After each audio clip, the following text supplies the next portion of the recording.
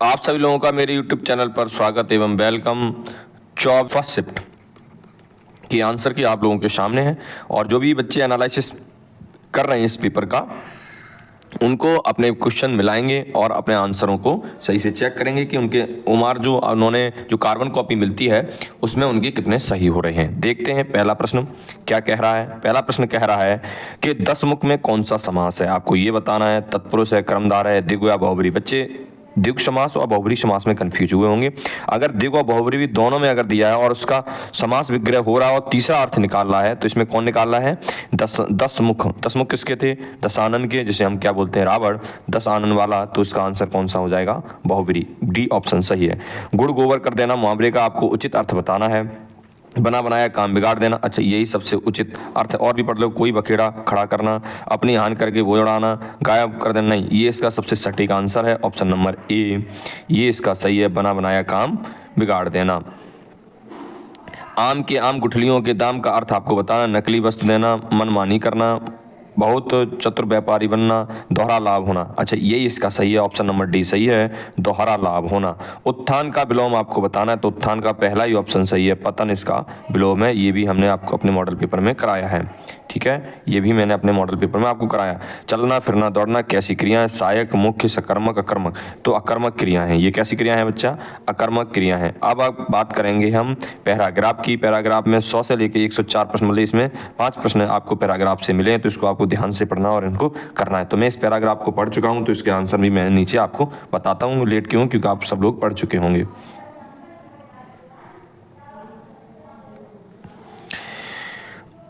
अपव्यय का अर्थ आपको बताना है, तो अपव्यय का क्या अर्थ होता है वो आपको बताना है। तो अप माने मित माने कम, अप माने अधिक, तो इसीलिए इसका आंसर हो जाएगा अधिक खर्च, है ना। बहुत सारे लोगों को ये कंफ्यूजन होगा कि फिजूल खर्च भी तो इसका हो सकता है, लेकिन इसका अच्छा जो एग्जाम्पल डी ऑप्शन सही होगा, अधिक खर्च।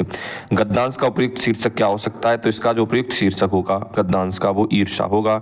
ईर्ष्या का काम क्या होता है? जलाना, नाचना, रुलाना, हंसना, इसका होता है जलाना। ईर्ष्या का काम होता है जलाना। गद्यांश में ईर्ष्यालु व्यक्तियों की प्रशंसा हुई, खिल्ली उड़ाई गई है, उपासना की गई है, स्तुति मतलब इसकी खिल्ली उड़ाई गई है।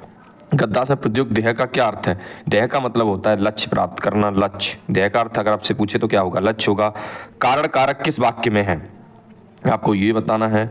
तो वह कलम से लिखता है, वह वृक्ष से गिरते हैं, पत्ते वृक्ष से गिरते हैं, राम को फल है, राम को, तो ये एक भी नहीं है ना, तो ये है नहीं, ये है। ये तो वृक्ष से पत्ते गिरते हैं तो अलग हो रहे हैं, है ना। तो इसके अंदर कौन सा हो जाएगा आपका? ये ऑप्शन नंबर ए सही है। इसके अंदर आपका कौन सा? करण कारक है। उठना और ओटना का अर्थ आपको बताना है। तो जो देखो हम आपको बताएं, ये वाला जो ओटना है इसका मतलब होता है उबालना या खौलाना, और ओटना का मतलब होता है बिनोले अलग करना, ठीक है। तो इसका ऑप्शन सही होगा, ऑप्शन नंबर डी। और इसके सबके विकल्प भी अलग अलग हैं, तो मैं इनका आंसर बता देता हूं कि इसका आंसर क्या होगा। निम्नलिखित में से अव्यय शब्द आपको बताना है, तो इसमें से कौन सा शब्द अव्यय है? तो ये वाला शब्द को, ये सारी संज्ञाएं हैं, तो ये शब्द क्या हो जाएगा? अव्यय हो जाएगा, है ना। ये तो आपको इन सबके आंसर 107 तक के प्राप्त हो गए। अगला प्रश्न देख लेते हैं क्या कह रहा है, वो भी आप आंसर देख लीजिए। आंसू के रचनाकार कौन है? तो आंसू जो रचना है उसके रचनाकार कौन है? जयशंकर प्रसाद जी हैं। कौन है बच्चा? जयशंकर प्रसाद जी हैं। किसके? आंसू के रचनाकार आपके कौन है? जयशंकर प्रसाद जी हैं। पीताम्बर में कौन सा समास है आपको ये बताना है। तो तीसरा अर्थ दे रहा है, पीला है जिसका अंबर, है ना, तो कौन हो जाएंगे? पीताम्बर के लिए बहुब्री समास है। निम्नलिखित में से ये प्रश्नवाचक चिन्ह, तो ये सारे प्रश्नों में मैंने आपके कराए हुए हैं, तो इसका जो आंसर हो जाएगा बी ऑप्शन, प्रश्नवाचक चिन्ह है ये। उत्पत्ति के आधार पर शब्दों के कितने वेद? 4 आपको दिए गए, तो ये इसमें 4 वेदों में से एक वेद गलत है, जो गलत है। तद्भव, विदेशी, तत्सम और विदेशा शब्द होते हैं, जबकि यहाँ यौगिक ये शब्द गलत है। ये इसका उदाहरण मतलब इसका भाग नहीं है। किसका? उत्पत्ति के आधार पर शब्दों का। तुमेड़ी के शब्द के लिए साहित्य अकादमी पुरस्कार किस रचनाकार को मिला है? तो बद्री नारायण जी को ही मिला है। निम्नलिखित में से एक अर्थ का स्त्री के लिए प्रयोग हुआ है। देखो अंगना, अंगारा, अंगजा और आंगन, ये सब गलत है। इसका हो जाएगा अंगना। जैसे शब्द आपने सुना होगा वीरांगना, उसी से वीरधन अंगना से मिलकर ये स्त्री के लिए प्रयोग होता है। निम्नलिखित वाक्य के शुद्ध रूप का चयन करें।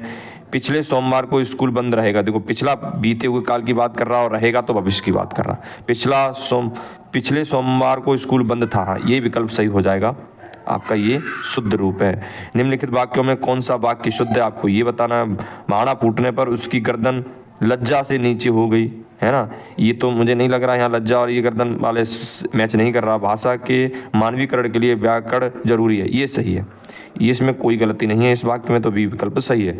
वृक्ष से पत्ते गिरते हैं, वाक्य में से किस प्रकार का कारक चिन्ह का प्रयोग किया गया है। वृक्ष से पत्ते गिरते हैं, तो इसमें अपादान कारक है या कर्ण कारक है, बताइए, या कर्म कारक है, आदिकरण है। तो इसके अंदर वृक्ष से पत्ते गिरते हैं, है ना, तो इसके अंदर अपादान कारक है बच्चा। कौन सा कारक है? अपादान कारक है। देखते हैं 116 तक आपके हो गए, अब 117 से आगे हम इन प्रश्नों को सॉल्व करते हैं। मैं वहां होकर आया हूँ, वाक्य में अव्यय शब्द कौन सा? मैं वहां होकर आया हूँ, वाक्य में अव्यय शब्द आपको बताना है। तो वहां जो शब्द है ये आपका कैसा अव्यय शब्द है। दिए गए वाक्यांश के लिए एक शब्द होगा जो कहा ना जा सके, अकल्पनीय, नामुमकिन, अकथित, अकथ्य। तो इसका सही हो जाएगा सी विकल्प। कौन सा बच्चा सही हो जाएगा? सी सही है। क्रिया विशेषण के प्रकार और उनके उदाहरण निम्नलिखित में से कौन सा युग्म सही नहीं है? तो समयवाचक क्रिया विशेषण पीछे, अरे यही तो गलत हो गया, ये पीछे जो शब्द है वो समय से लेना देना नहीं है स्थान से, तो यही बात जो कही गई है वो गलत है, उसमें गलत ही पूछा था। वीरस का स्थायी भाव क्या होता है? वीरस का स्थायी भाव उत्साह होता है। शीत का विलोम क्या होगा? शीत का विलोम उष्ण होता है।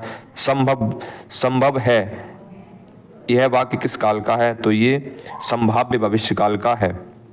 देखते हैं 122 तक हो गया, आप देखते हैं 123 प्रश्न से लेकर और अंतिम प्रश्न तक। निम्नलिखित में से एक विशेषण है, विशेषण शब्द आपको बताना है। महत्व, महत, है ना, लाघव या लघुता। तो इसका जो इसमें विशेषण जो शब्द है वो क्या है? महत। ठीक है। दैन दिनी का पर्यायवाची आपको बताना है। तो दैन दिनी का पर्यायवाची है दैनिकी। क्या है बच्चा? दैनिकी है। सुहाग के नपुर किसकी रचना है? तो अमृतलाल नागर जी की रचना है। श्रुत सम शब्द युग्म की भिन्न अर्थ वाली सही जोड़ी को पहचानिए। तो इसमें देखो, ये सेम दिख रहे हैं लिखने में और इनके अलग अलग अर्थ हैं। श्रृंगार रस का स्थायी भाव आपको बताना है। अच्छा देखो, ये श्रृंगार जो लिखा है वर्तनी के आधार पर गलत लिखा हुआ है, क्योंकि श्रृंगार जो लिखा जाएगा वो इस तरीके से लिखा जाएगा, है ना, ये रा नहीं होड़ेगा। तो अगर श्रृंगार रस का स्थायी भाव आपसे पूछा जाए तो क्या होता है? प्रेम होता है। महान शब्द का स्त्रीलिंग क्या होता है? तो महान शब्द का स्त्रीलिंग महती होता है। 2013 में मिलजुल मन उपन्यास के लिए साहित्य अकादमी पुरस्कार किसको मिला? आपको ये बताना है। तो ये जो मिला था आपका मृदुल गर्ग जी को। किसको मिला बच्चा? मृदुल गर्ग जी को मिला। निम्नलिखित में कौन सा वर्ण महाप्राण का उदाहरण है? तो ये जो शब्द है भा, वो महाप्राण का उदाहरण है। ये मैंने कई बार आपको अपने मॉडल पेपर में कराया है। निम्नलिखित में से कौन सा शब्द तत्सम है? तो आपको ये बताना, आग, आंख, अग्र, आज। तो अग्र जो शब्द है वो एक तत्सम शब्द है।